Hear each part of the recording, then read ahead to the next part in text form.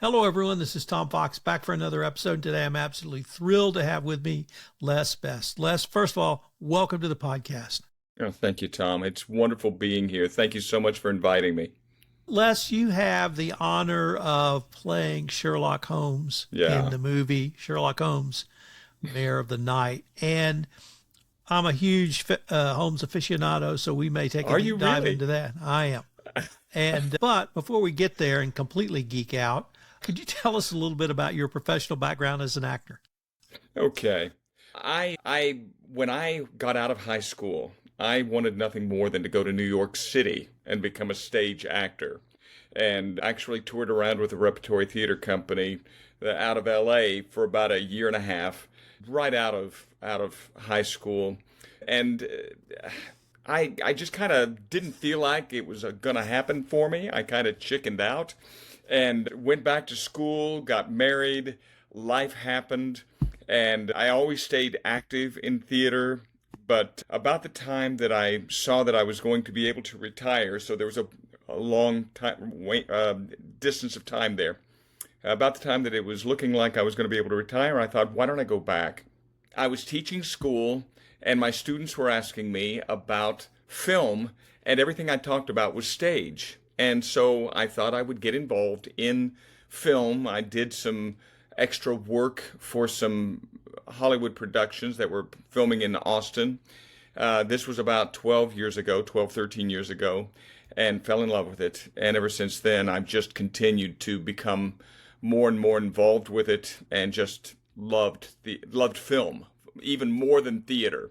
And I just think it's a great medium. I'm totally converted.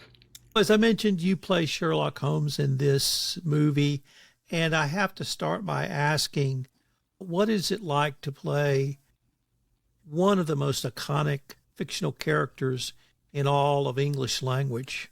What burdens does that bring? What opportunities does that bring? How did that challenge you as an actor? You know, the way CJ has put this together, most of the burdens were what he has gone through in his life to get to this point right here. We see Sherlock at a point toward the end of his life where he has become he's become a zombie. He is absolutely locked down in fear, and you remember his 4% solution that he shot up. That and smoking the opium, and something that has happened to him that has absolutely devastated him has created a zombie that gets up, survives, goes back to bed. And he is a living zombie. He's about ready to die. That is the way we see Sherlock. And I know a lot of people hate to think of Sherlock in that way, but that is where he is. Now, this is a story of redemption, and so he comes out of that. But to more fully answer your question, did a lot of work studying about England during that time, that age. Studied a lot about Sherlock, read a lot of Conan Doyle. But what we wanted to create was the real Sherlock, not the story that Conan Doyle created, but the real Sherlock that Conan Doyle simply wrote about. And that's what we really focused on.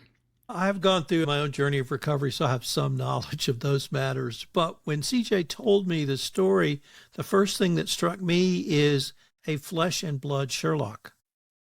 Not the fictional character, but a real man who is subject to the same things that all people go through, whether you call it PTSD or whether you call it depression or whether you call it something else, that he has seen and experienced some terrible things because of his work.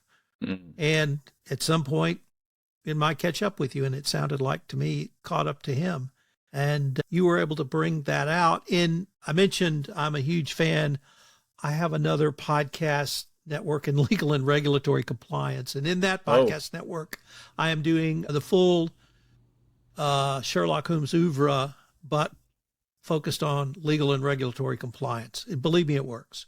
But It's just an excuse to reread all the short stories, all the novels, see most of the movies again, much to my wife's dismay.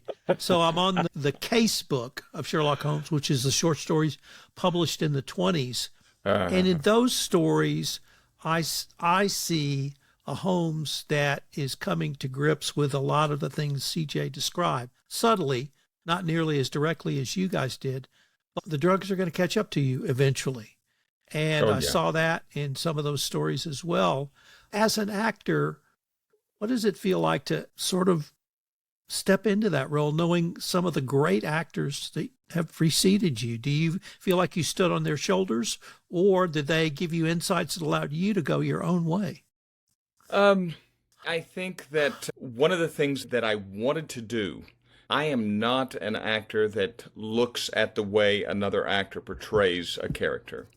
I just don't do that. I feel like what you end up doing when you do that. Now, this is me. I know plenty of actors that want to look at what someone did and grow from what they did or learn from what they did. But I feel like I'm almost imitating them portraying a character. So what I try to do is find that character. And of course, CJ and I spent a great deal of time discussing Sherlock, discussing his foibles, discussing all the things that had brought him to this point. And I really wanted to get inside CJ's head as the author of the script, and so we did spend a great deal of time. I will also tell you that we had friends from the outside. Had a friend who works with individuals with substance abuse, and we would go through scenes in the movie, and he's actually one of the characters in the movie. I won't tell you who he is, but he's a counselor, and he was able to give insight as to which drug made sense being taken where based on what was happening before and what we see in the movie. So he tried to put some realism in there. But we tried to be as authentic as possible with that. And that really leads me, I really want to explore the relationship you had with CJ. You mentioned sort of long conversations to try to get inside his head as the writer of the script. Could you maybe tell me how that worked for you? Yeah. CJ and I have been working together for over 10 years. The first movie that we did was just a small bit role. It was his first movie, and he found me on Backstage, one of these websites that allow actors to find jobs that are available. He found me there and said, "Hey, would you be interested in coming in and doing this movie?" And we started talking. When he followed that up with another movie, he asked me to join and have a bigger role. And so we began a relationship right then, talking back and forth, understanding each other. And I let him know what I needed as an actor, and he let me know what he needed as a director. And we found that we worked really well together. And he doesn't have to give me a great deal of directing on set. Once we're going, we've done enough preparation so that we know what is happening. But it's mostly going to be on the phone, but we also do get together. Our families have gotten together. We actually spent an evening, my wife and myself and he and his wife, we spent the night in a Sherlock escape room down in San Antonio as we were getting ready for this project, and spent a lot of time talking about that. And that was a great time. It was like a bed and breakfast that was in a Sherlock Holmes escape room. It was incredible. But we can talk. In fact, my wife will say, is that CJ? Okay, you've got 1 hour because we got to get out of here. So the communication is easy, and I really love the relationship that we have. What was the rehearsal process like with your other actors? Lestrade, Watson, Mary Watson, for instance. So what CJ, for the most part, allows the actor to come up with their own ideas and then marries it on set. So when you're going through it on set, he's taking a look and then he makes adjustments from there. I did spend a bit of time. We had an interesting relationship, and I don't want to go too much into it, but there's a new relationship that isn't in the that you don't find in the Conan Doyle books. And this particular character required some background work. And so we spent some time talking on the phone, going over some things, discussing background, discussing what happened here and there and how we got to the place where we are. And that was probably 5-6 hours at least going over the script. And I wish I could tell you more about that. You're going to have to come to the movie and see it. But there was a lot of work done on that character. The rest of it, we came together, and then he made adjustments as necessary. Could you talk to us a little bit about the difference acting in a film and on stage? Absolutely. You mentioned rehearsal, and I will tell you that there are some directors that want a great deal of rehearsal so that they know exactly what's going on. And you have some actors or some directors who will say exactly as CJ has said, let's go for it, let's see what we got, and we'll make adjustments. Let's see what's happening. And you would never have that on stage unless it's improvisation. On stage, you've got everything set in stone. You're rehearsing for 4 weeks. The director tells you when you're going to be off book on every single act. You have your tech rehearsal where all the lights are. They've got everything marked where you have to stop. I mean, it is very, very specific. And every actor is coming at it from a different approach, a different level. You've got some that are ready to go at the end of the first week, and you've got others that aren't ready to go until after the tech rehearsal. And it's a little bit nerve-wracking. On film, you're expected to be an adult. You get your lines learned. You have your character, you be ready to bring it, and whenever you show up, they get your makeup on, you go on set, and you know where you're going to be beginning, you've looked at your call sheet, and they say, okay, ready, and action, and you go. And I've had that happen on a number of occasions, and I love the fact that everybody has to be an adult. If you're not an adult, you're not going to last. Speaking of adults, I had the opportunity to interview the makeup artist. And she was a young woman. Yes. And I thought she was one of the most incredible dynamic interviews I'd ever had. And yes. I don't know where she's going, but that woman's going places. What was it like to work with someone like that?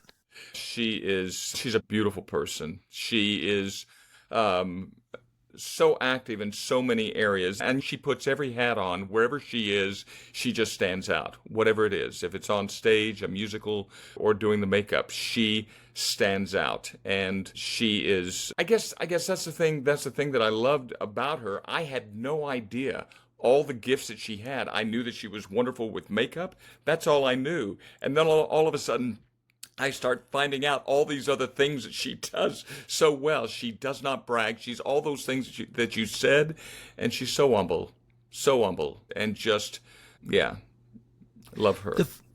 The film itself is set in Victorian England, and although filmed in the Texas Hill Country, the set had to be constructed to at least resemble Victorian England. What's it like?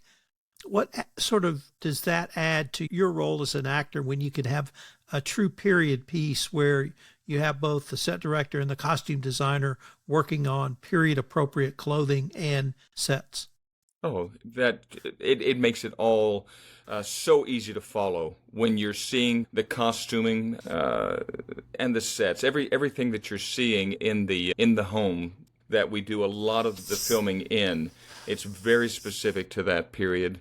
Obviously, there's a difference between England Victorian and the U.S. Victorian, but they did a great deal of research, and it does make it just brings you into it. You're living it. I mean, even when they call cut, you're still there. You're still in the midst of it, and it makes it so easy to just jump in and out as necessary.